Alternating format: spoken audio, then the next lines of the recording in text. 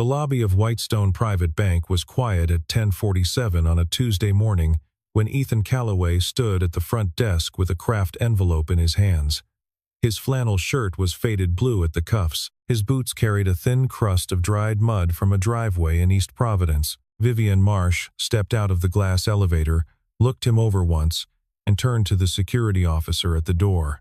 "Escort this gentleman to the public branch down the street," she said. "We don't process walk-ins of his profile here." Ethan folded the envelope, nodded once, and walked out.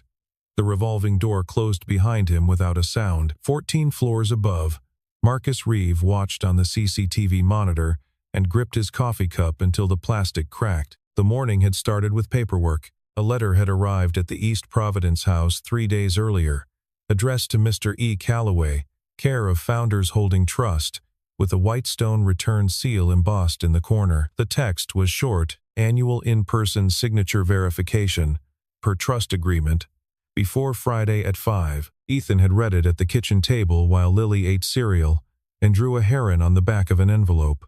He had put on his cleanest flannel because all his flannels were old. He had taken the Kraft envelope with his passport, his social security card, and the trust's authorization letter, and he had driven the F-150 downtown because the truck was the only vehicle he owned. Inside Whitestone's flagship branch on Westminster Street, the marble floor reflected the chandeliers in long blurred ribbons. Ethan waited at the desk for 2 minutes. He read the brass plaque on the wall about the bank's founding in 1893. He did not check his phone. The receptionist, a young man with a navy lapel pin, was on a call. He held up one finger to indicate he would be with him in a moment. Ethan nodded and waited. On the 14th floor, Vivian Marsh was finishing slides for a noon meeting with Bradley Thorne. The deck was titled Client Tier Optimization, Q3. The core proposal would move 30% of the branch's account holders, those holding under $2 million in combined assets, to the bank's retail division across town. The projected fee uplift on the remaining client base was 12%. Vivian had signed the bottom of the cover page in clean black ink and run a final spell check. She came down to the lobby to check the morning client flow because Thorne had taught her, in her first month as branch CEO, that a chief executive who never walks the floor stops knowing what she runs. She turned the corner from the elevator and saw a man in a flannel shirt standing at the desk with a Kraft envelope. Her judgment took less than 4 seconds. Muddy boots, no appointment on the morning's calendar, a pickup at the curb that did not fit the parking aesthetic of the block. She walked over, did not introduce herself, and gave the order to the security officer in a voice low enough not to carry but firm enough to be obeyed. Ethan looked at her once. He could have said the words that would have changed the morning. He chose not to. He nodded, turned, and walked out into the cold autumn light on Westminster Street. Vivian went back upstairs satisfied. Decisive action, she would later write in her own end-of-day notes, maintained standards at the public face of the institution. She did not know that the man she had just removed from her lobby held 22% of her branch's deposit base. Marcus Reeve closed the CCTV window on his second monitor, set down his cracked coffee cup, and stepped into the corridor with his phone already in his hand. He stopped at the window at the end of the hall, looked out over the slate roofs of College Hill, and called the number he had been told to call only once a year, and only in an emergency. The call lasted 14 seconds. "Sir," Marcus said, "do you want me to?" "No, Marcus." The voice on the other end was calm. "Let it run its course." The line went dead. Marcus stood at the window for another minute and watched a pickup truck pull out of a metered space and disappear down the hill. In his cab, Ethan set the Kraft envelope on the passenger seat and put both hands on the steering wheel for a moment before turning the key. He had remembered Vivian Marsh's face.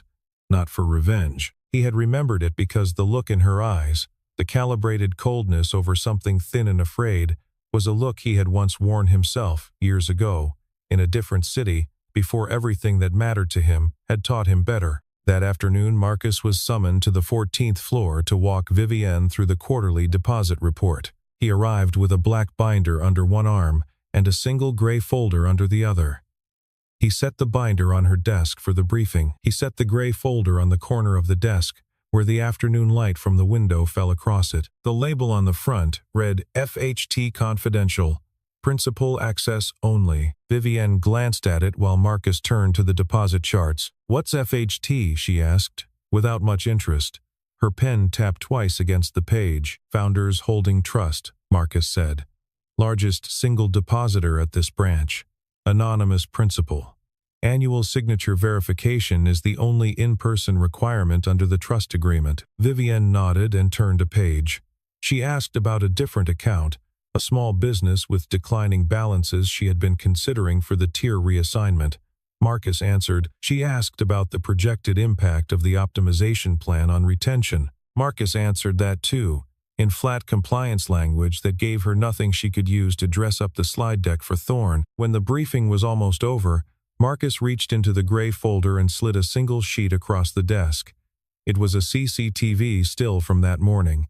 A man in a blue flannel shirt at the lobby desk, a craft envelope in his hand. The timestamp at the corner read 10:47. "He came in for the annual verification this morning," Marcus said.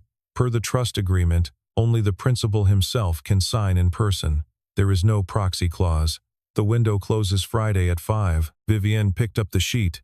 The afternoon light caught the corner of it. It took her a moment to assemble what she was looking at. The man in the photograph was the man she had ordered removed from her lobby 4 hours earlier, the man who held 22% of her branch's deposit base, the man whose annual verification she had just personally prevented in front of the receptionist, 2 security officers, and the morning client flow. She did the arithmetic before she did the feeling. $512 million, 72 hours. If the verification window closed unmet, the trust agreement gave the principal the right to transfer the entire deposit to Morgan Stanley without penalty or notice to the bank. Her hand was steady. Her hand had been steady for 14 months. The hand placed the photograph on the desk, and the hand stayed steady. Then the hand began to shake. She sat back in her chair. The chair was leather and expensive, and made no sound. The feeling that arrived was not what she expected. It was not fear of losing the deposit. The bank could survive losing 1 client. She could survive losing 1 quarter. She could even survive losing the chairmanship of the local chamber she had been quietly courting. What she felt was something older. She felt like the woman who had grown up in a trailer in Pawtucket and had spent 20 years building a wall so tall that she could not see over it anymore. She felt like she had just stood at the top of that wall and thrown a man over it for the crime of having muddy boots and a faded shirt. She felt like Bradley Thorne. She sat with that for a long minute. Marcus closed the binder and stood up. He walked to the door. He stopped with his hand on the handle. His wife used to work at this branch, Miss Marsh. Teller, 2nd floor. Before she passed, he opened the door and closed it gently behind him. The afternoon light moved across the desk. Vivienne spent that night at her kitchen counter in Wayland Square, with a laptop and a bottle of water she did not drink. The internal Whitestone file on Founders Holding Trust contained 1 address, a post office box in Cranston, and 1 phone number, which routed to an automated answering service in Wilmington, Delaware. The trust had been established in 2019. Initial deposit, $440 million. Current balance, $512. Beneficiary listed only as a minor child, identified by initials and birth year. The principal's name was sealed behind a confidentiality clause that her own bank had countersigned 6 years before she had ever set foot on the 14th floor. What she did have, because she ran the bank, was access to the operational accounts that paid the trust's incidental expenses, property tax invoices, utility bills, a homeowner's policy. There was a small business account at her branch under the name Callaway Mechanical Services, sole proprietor Ethan A. Callaway, federal tax identification on file. The mailing address was a 2-story wood house on Wilmarth Avenue in East Providence. She did not sleep. She did not need to. At 7 the next morning, she drove the Range Rover across the Washington Bridge into East Providence. The streets narrowed. The houses got older. She found Wilmarth Avenue and parked across from a gray 2-story with a porch and a faded green door and a small front yard with a maple tree that had not yet dropped its leaves. A man in a brown work jacket was on the front lawn of the neighbor's house, with his hand inside an open heat pump cabinet. He turned when she got out of the car. He was not surprised to see her. He gestured at the porch with a screwdriver. "I can be done in 10 minutes, Ethan said. There's coffee in the kitchen if you want it.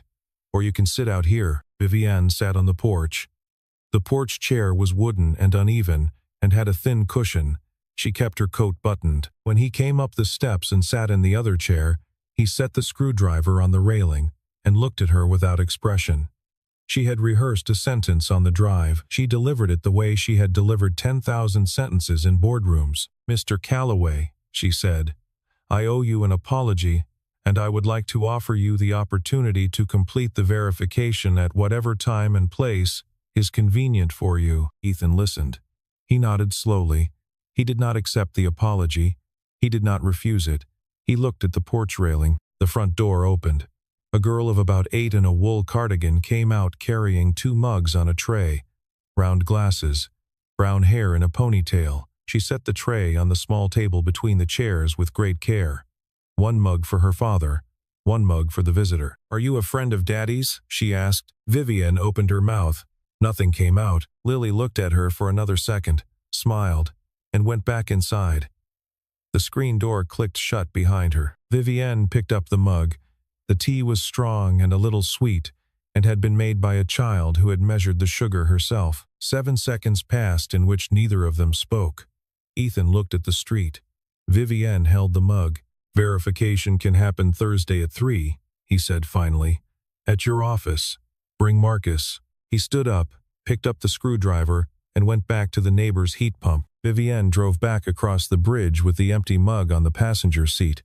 She had forgotten to give it back. Thursday at 3, the verification room on the 14th floor was emptied of everyone, except the 3 of them. Marcus had laid the equipment out the night before. Fingerprint scanner on the left side of the table. Tablet for the signature capture. Biometric voice recorder. A printed copy of the trust agreement with the section to be initialed flagged in pale yellow tabs. Ethan came in alone. No flannel today. A dark gray sweater, clean jeans, the same boots cleaned. He set his passport on the table and sat down without comment. The process took 22 minutes. Vivienne stood by the window for most of it. She had told herself she was there to observe, which was true in the same way that a confession is true. She watched his hand as he signed the trust agreement. The hand had calluses along the index finger and across the base of the thumb. The signature was the signature of a man who had signed thousands of legal documents in his life.